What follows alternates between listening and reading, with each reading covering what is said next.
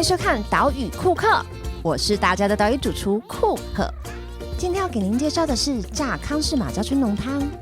康氏马鲛春是一种蓝银相间的鱼，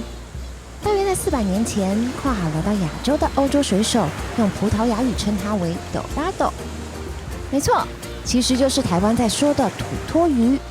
所以炸康氏马鲛春浓汤其实就是台湾小吃土托鱼羹啦。现在我们先处理这条土托鱼，让我们来用微波时光机一起来品尝料理的时光记忆。在台湾南部的市场里，常会看到写着土托鱼羹的红色招牌，是台湾南部人的常民美食。在市场的喧闹声中，看着挥舞大汤勺的老板，用柴鱼片熬煮着茶色羹汤，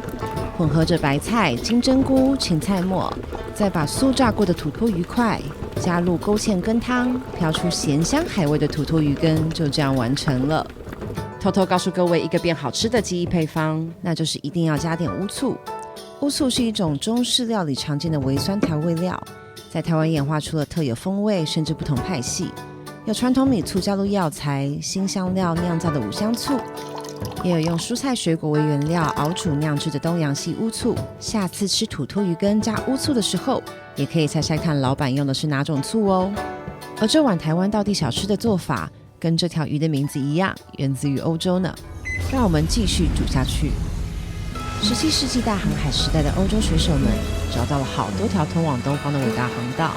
其中一条路线从欧洲地中海或北海出发，穿越险恶的海洋和风浪，为的就是来到遥远的东方，带着日本的黄金、中国的瓷器、东南亚的香料，准备在欧洲市场大赚一笔。不同文化的人在东亚交流，好吃的方法也互相影响，像是地中海利用油和醋保存鱼肉的油煎腌制鱼，或是葡萄牙在日本留下将鱼肉裹粉油炸后沾上酸甜酱料的吃法，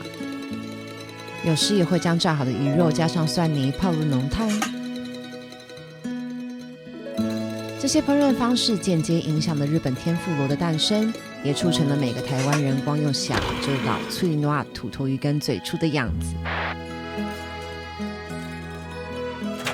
岛屿库克上菜啦！别忘了要加上乌醋哦。所以说啊，土托鱼羹从食材到做法都蕴含着那个以海为陆的大航海时代，海与岛之间的移动人群一起构想的好吃。移动的人群与物种慢慢形成了台湾独特的饮食记忆，而土托鱼羹也让我们发现了台湾中的世界。今天的节目就到这里告一段落啦，希望大家喜欢炸康氏马鲛春浓汤。